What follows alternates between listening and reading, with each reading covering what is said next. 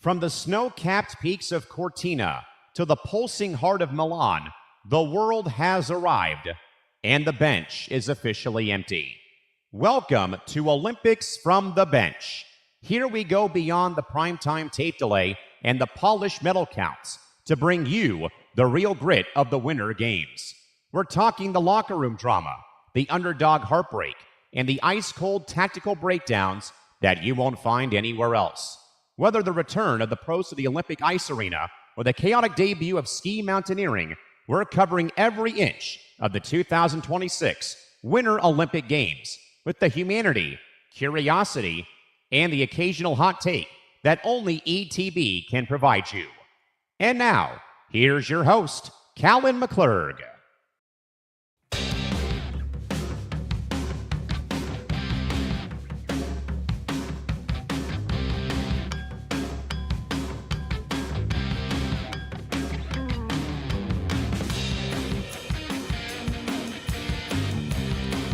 A day where the Goliaths of the winter world were pushed to the absolute brink and a Minnesota-born duo stood on the precipice of legend. Welcome, everybody. It is day number 5 officially in the books of the 2026 Milan-Cortina Winter Olympics. And welcome into Olympics from the Bench. As always, live and in full on the ETB Network, live on social media, on YouTube, and, of course, on Twitter as well. We invite you to follow us on social media. We are at ETB Network, and, of course, subscribe to us over at youtube.com/ETB Network, and we will go from there on this now Tuesday, February 10th, 2026.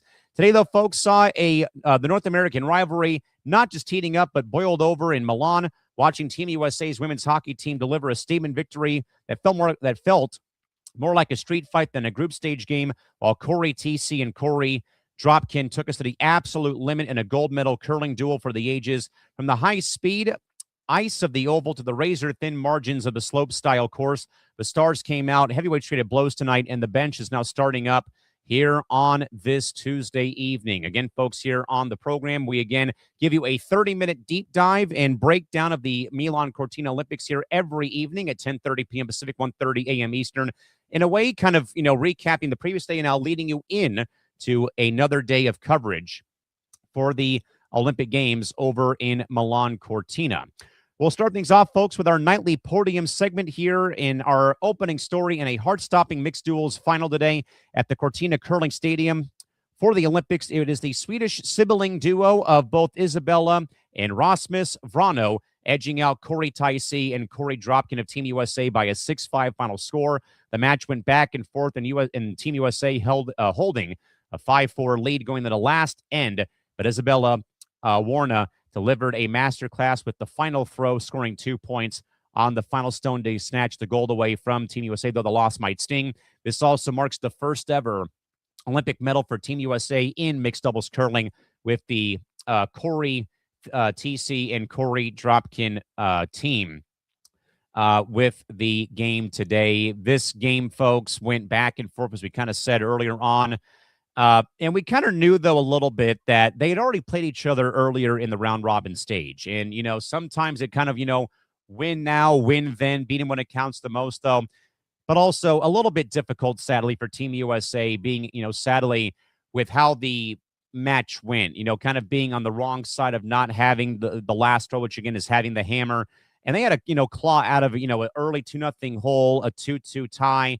Only getting 1 point here or there, though. And then, obviously, the Swedes were able to pull that out, though, late with the, again, amazing throw, though, by Isabella Vrano for that win for the Swedish national team earlier on Tuesday, where kind of in a way, it felt like it was like almost deja vu a little bit from the Team USA match against Italy the night beforehand, involving the simple fact of every single time it felt like Team USA had it, had the match won or was going to win the end, Italy and Stefania Constantini seemed to always, pull a rabbit out of the hat and knock a stone out, give them the lead, not Team USA. And that kind of made me feel a little bit about this one today. Team USA leads 5-4. They maybe perhaps are a bit overzealous on the final throw that they have, knowing that they had to at least get one more, within the house.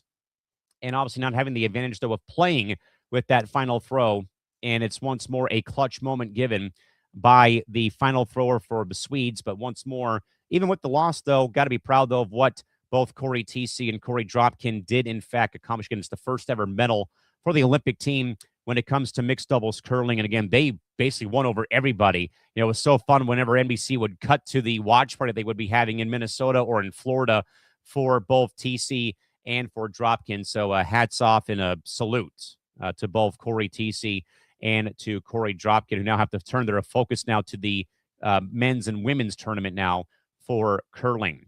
Story number 2, folks, defending champion Alex Hall laid down a massive 85.75 on his second run at the Levingo Snow Park today for his run in the slopestyle event today, while Norway's Birk Ruud proved untouchable, though scoring an 86.28 on the very first pass to reclaim the top spot.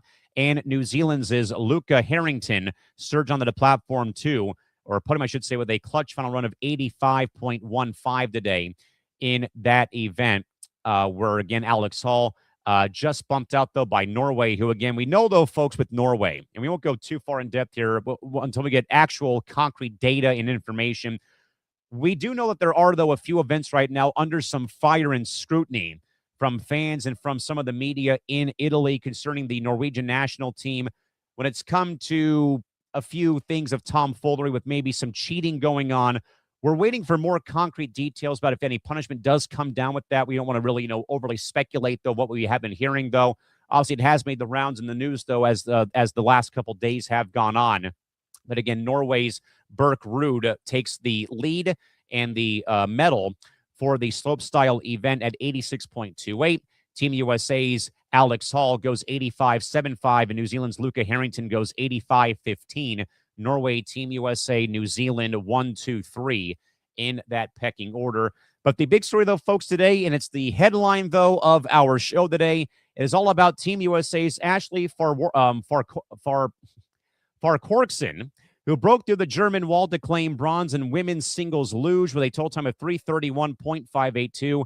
She joins Erin Hamlin as the only other American woman to ever medal in the Olympic luge event, while once again, Germany stands on top of the mountaintops again for the luge event, with Julia Tobitz of Germany finally securing her first individual Olympic gold medal after 4 dominant runs. But once more, Team USA, folks, and again, I have long said, and I've been saying this stuff for the entirety here of our coverage here on ETB for the Olympics. The luge is one event that does scare me just because of the stories that we have heard, as I've already said, though. But to see the emotion today of Ashley Farquharson, unbelievable. I mean, what a moment of what that means, not just for Ashley, but for Team USA luge, though. In a sport that is really much, I think we all agree here, European domination is normally that, and mainly the German wall. We said that, though, last night here on OFTB. Speed skating is all about the Netherlands. The luge, in a way, has kind of been all about the German national team, men's side, women's side, though. And, it may not be gold. It may not be silver, for that matter. But a bronze medal, it's the second one ever in Team USA luge history, and it goes to Ashley Farquharson, which, again, is the title of our show, because there is a running ritual, you can kind of say, about Ashley saying, "I'm a bad bitch," 3 different times before she does, in fact, go down the track, as her, locking in her mindset. And I mean, no one can take that away from her now. And so cool. Again, obviously, we know about Erin Hamlin's very great career, though, with Team USA.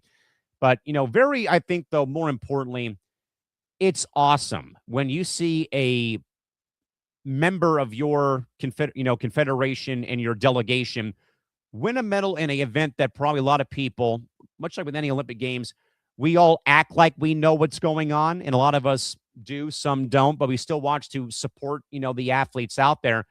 And when it's a luge event, though, or an event like this, and you don't really know what's going on, though, but you love the speed. I think she even came around 80 miles an hour on her run today, or pretty damn close to it, though.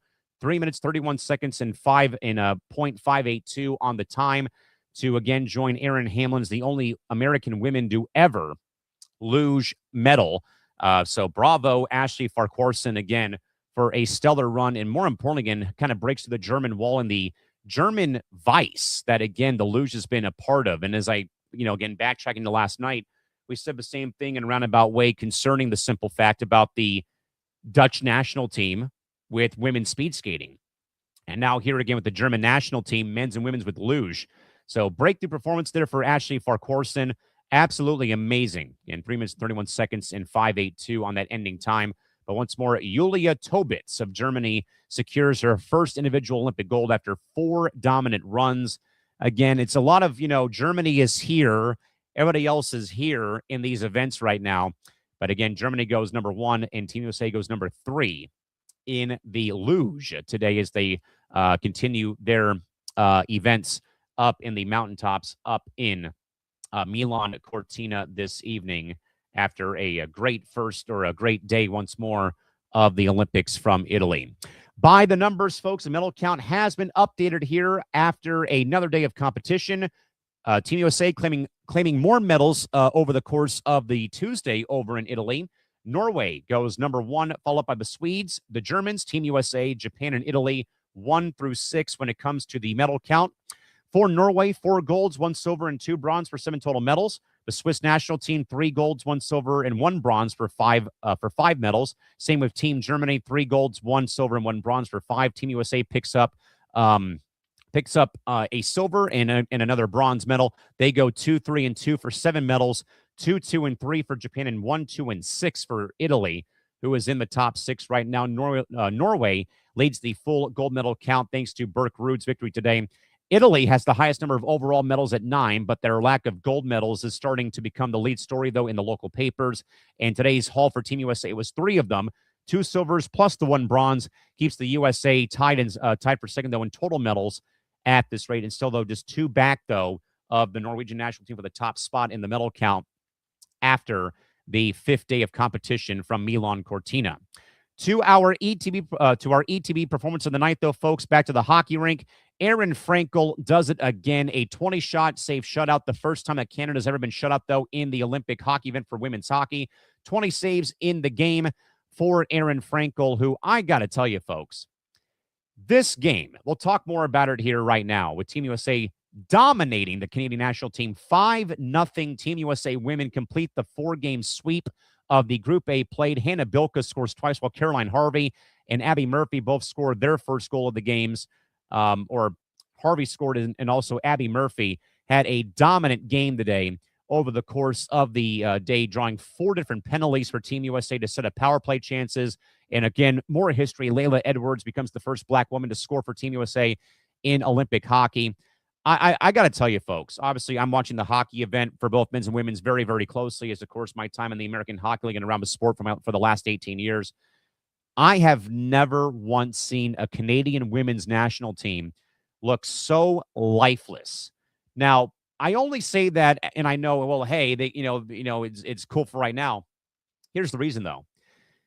They did not have Marie-Philippe Palander, team captain, playing today's game. Marie-Philippe happened to get hurt in the last game that they played just 24 hours prior versus the Czechs. She got hit along the boards, and both of her legs kind of got tied up during the hit that was made. Now, again, there are some, there's, and this is very confusing, I know. They have a hybrid system right now when it comes to body checking and bodily contact in the women's hockey game. They have made some calls for what they're calling illegal body checks, but they're working on adding a bit more physical play to the game, but not overly egregious physical play as we're used to with the NHL or the men's side of things, though. But MPP got hit, though, went a little bit awkwardly into the boards, stayed out there for a bit longer, worked over the course of a power play, and then went back to the bench and was in clear pain, wincing, went back to the locker room. And who would have thought, though, one player's presence not being on Canada's roster, loaded with PWHL talent, loaded with household names, they get their worst Olympic loss 5-0 at the hands of Team USA. By the way, if you were to go back to the rivalry series game or series that took place leading up to the Olympic Games, I believe now it's 5 straight American victories over Team Canada, which I'm shocked at. And I frankly, folks, don't know where I pinpoint this. Is it the younger infusion of players like a Bilka, a Harvey, a Frankel, a Gwen Phillips, an Abby Murphy, a Britta Curl Salame? Maybe. Is Canada right? Is Canada too heavily relying on the vets? Poulin, Stacy, Sarah Nurse. I love, Anna Renee Desbins is one of my favorite international goalies, but she looked really lost today. So I don't know if it's the contrasting of styles, though, with how John Robleski and Team USA went about building their roster, with the savvy vets of your Knights and Coins and Kellers of the world, though, injecting young life. Is that maybe what puts them over the top in 2026? Who really knows? But the domination, 15-1, Team USA outscoring the opposition. No goals allowed in the last 3 games. And again, shutouts for Frankel twice, a shutout on Monday for Gwen Phillips.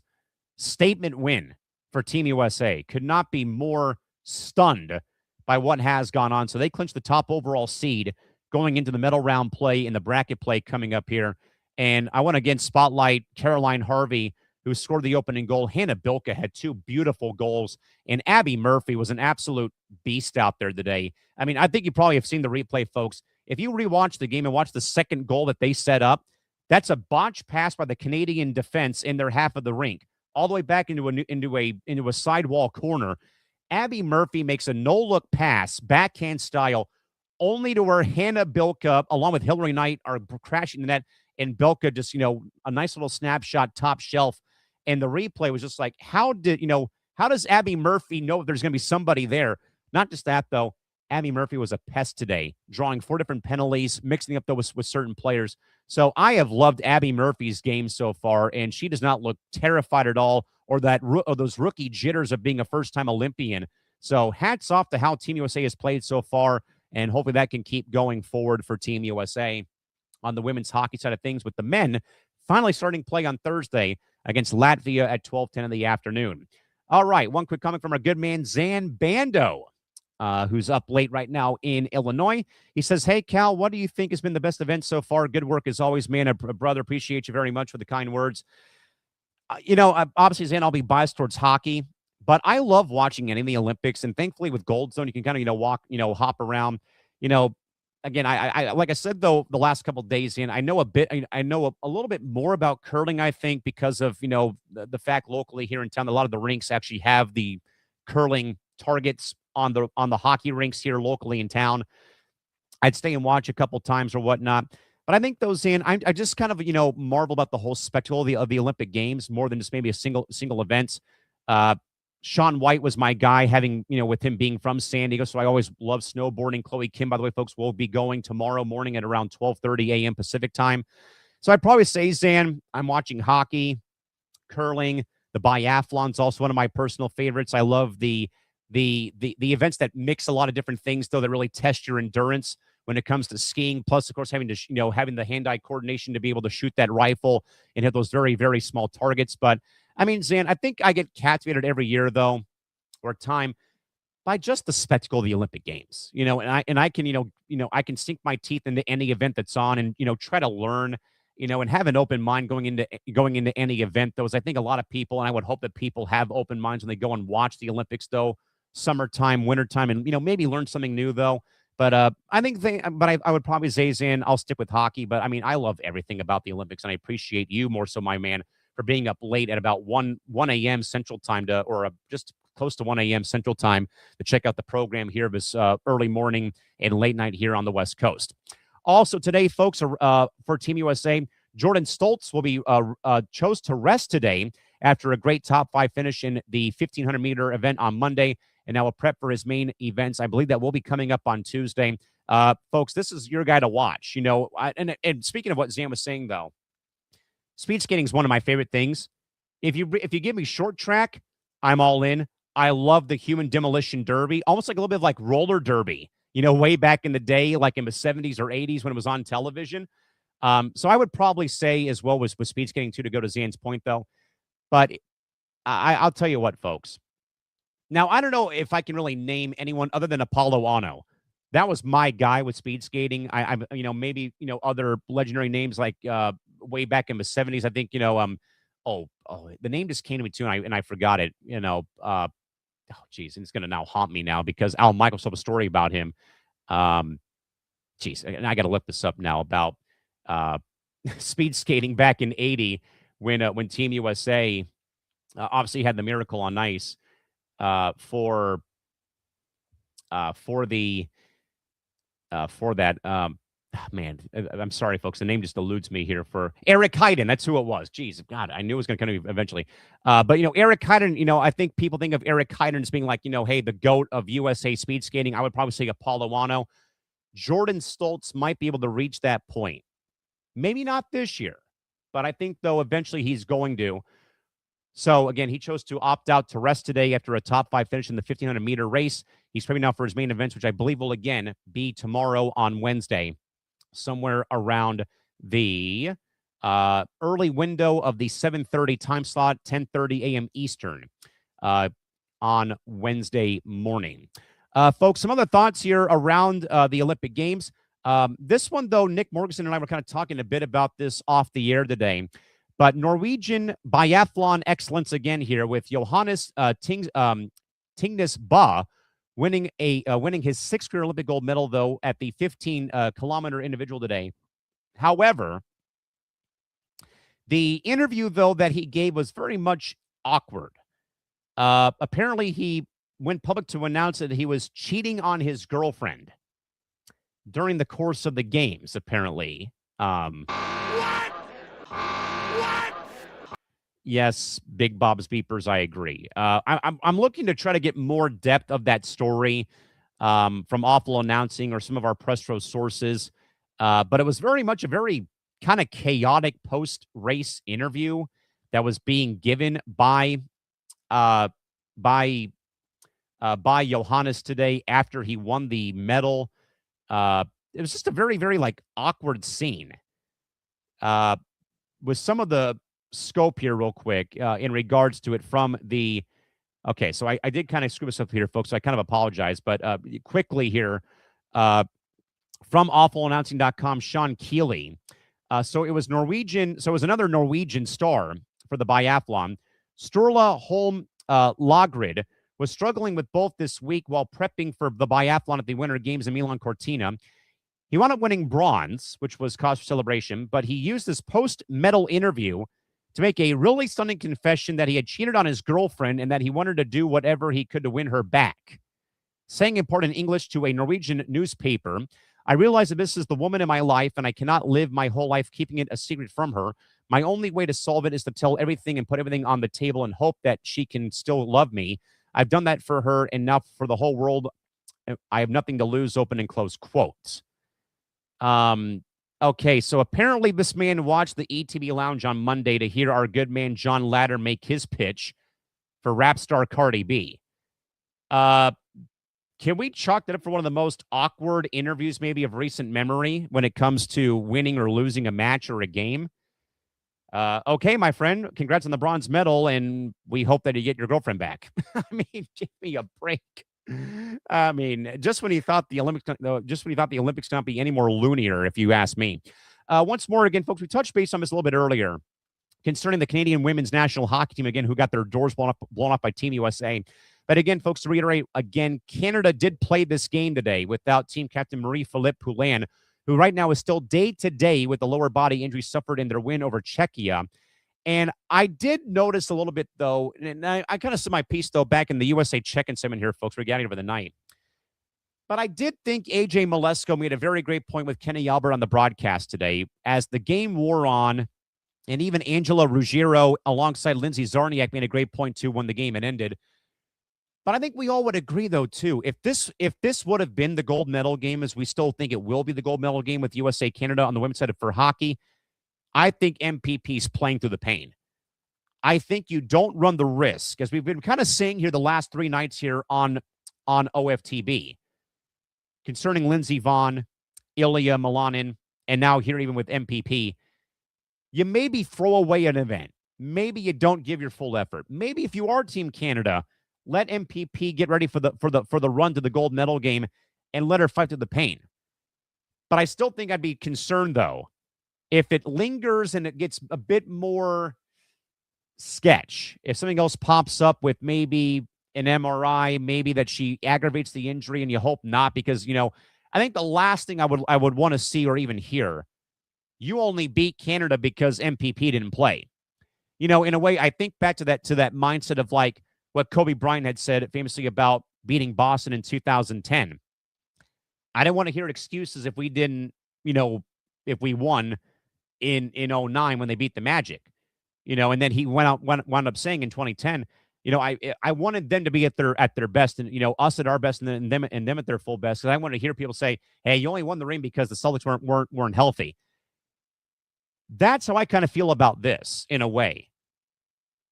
As much as I would love for Team USA to win the gold medal, I'd rather them do it though with a healthy MPP and not, and not have people use the crutch. Hey, you only beat the Canadians because their best player wasn't playing, and bad.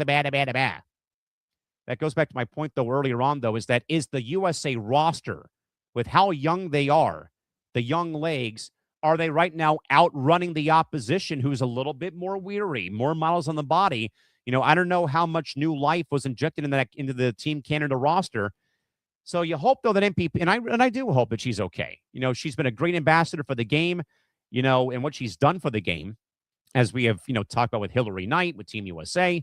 So I hope that she'll be able to come back and play. And I do think though here, now it gets serious. Now I'm going to fight through the pain though and try to play and get to that gold medal game. All righty, gang, let's get out of here for the night though and get you set for another day of action on Wednesday. Here is your Tomorrow from the Bench segment here with our top events that are coming up at roughly 12:30 a.m. Pacific time. Women's snowboard half-pipe qualifiers will take place. Chloe Kim of Team USA begins her hunt for a third straight gold medal. At 2:30 a.m., we have the men's Super G with Ryan Cochran-Siegel trying to repeat his podium magic. 4:15 a.m., the women's 15K biathlon kicks off today. A test of both lungs and nerves in the Anthos Valley at 4:15 a.m. 6 a.m., sharp on the dot. Women's alpine slalom runs 1 and 2. Michaela Schifrin is on the mountaintop today versus Petra Volhanov, as this is the main event of the games for Michaela Schifrin in her first run in the individual slalom events from the alpine mountaintops. Again, at 7:30 a.m., it'll be the men's 1,000-meter speed skating event. Jordan Stoltz will go for his first individual gold of the upcoming games.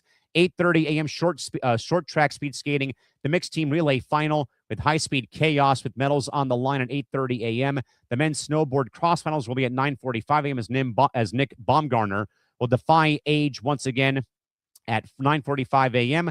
11:15 a.m. the men's and women's moguls finals with Jalen Koff looking to turn her Beijing silver into gold for Team USA, and then the big one tomorrow at 12:30 p.m.